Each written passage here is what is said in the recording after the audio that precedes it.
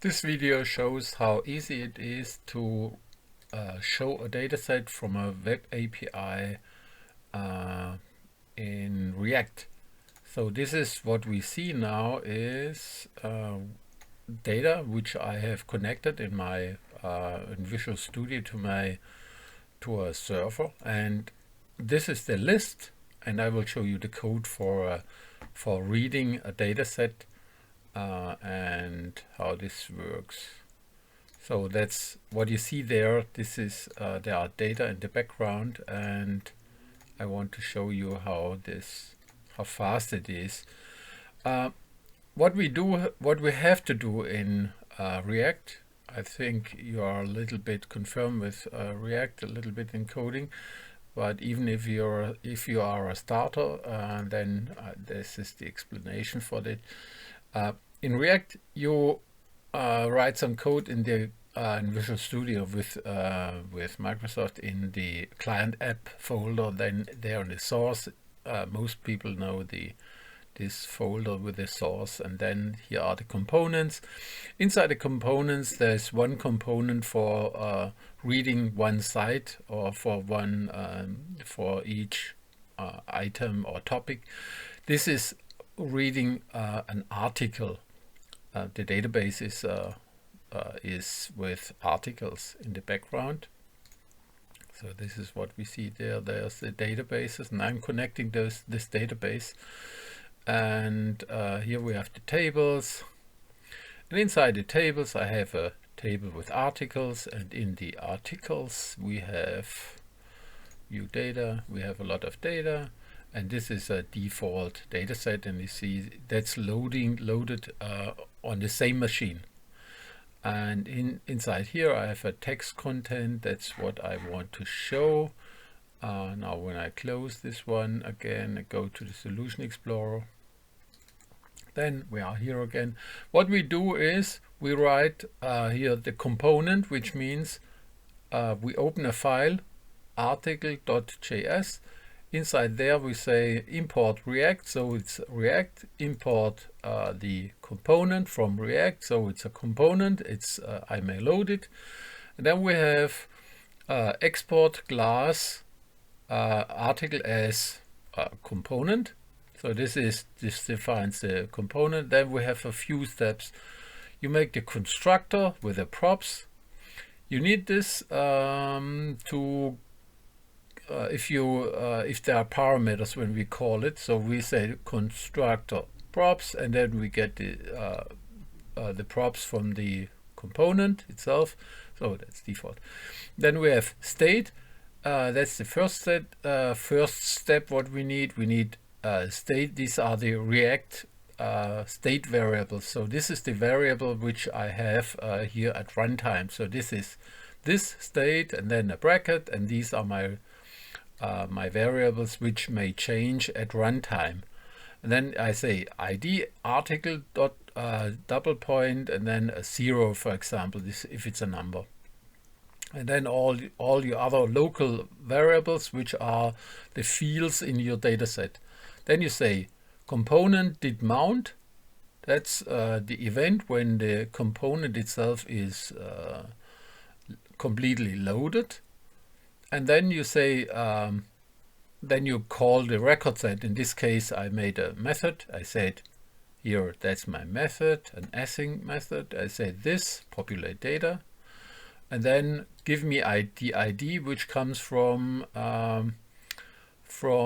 the props. That's what you see there. That's the props, and then the match parameters. This is also the parameters which come from the URL, from the record where it's coming from. And then you say, this is my data, or get my data. I say a constant response, or let response, a local variable, JavaScript variable, await. This is now new in TypeScript. Await, or I'm not sure if this is JavaScript. The new it's there. It's a wait method, so it's asynchronous. It's not hanging around there. If nothing comes, it's awaiting.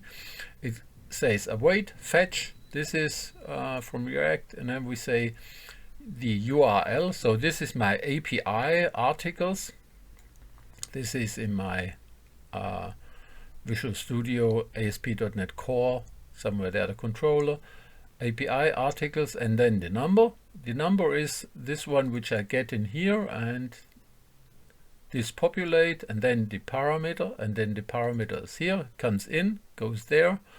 Then we say this is the response, and the response is in type JSON, and we say convert this one into a dataset, await response JSON. So because all that stuff comes in JSON, and then we say this is my dataset, and now I say my dataset. From there, when we go into a breakpoint, I say this is my data which I have. Write it into the local variable. These are the local variables, React variables. Write it in there, so that whenever changing is, it will be displayed in the output. Then we have the last point. We have the render method with a return. That's default, render, return.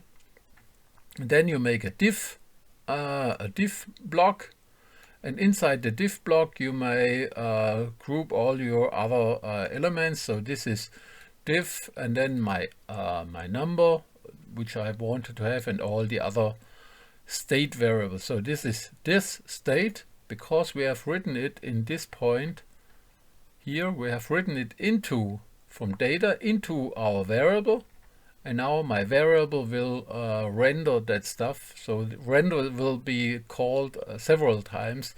It's not that it's going through and will be rendered, it's rendered multiple times, and then we display the new values. So when I run this now,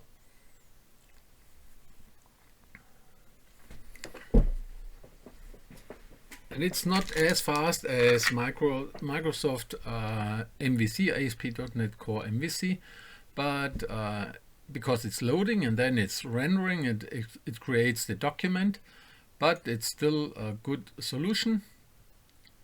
So if you tend to create to decouple the backend. Now we are in the JavaScript code. And the advantage of Visual Studio, programming in Visual Studio, is that we have a breakpoint on there.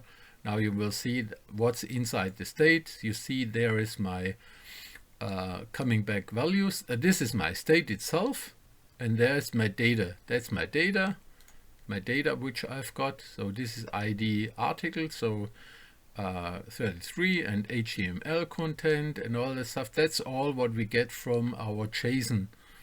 Now I'm writing all that stuff back, and it will be displayed as we said here in our render method. And that's the easy way. I've written you all that code in my website. You may copy and paste it into your own site, and then you may change here your own web API, and everything is done.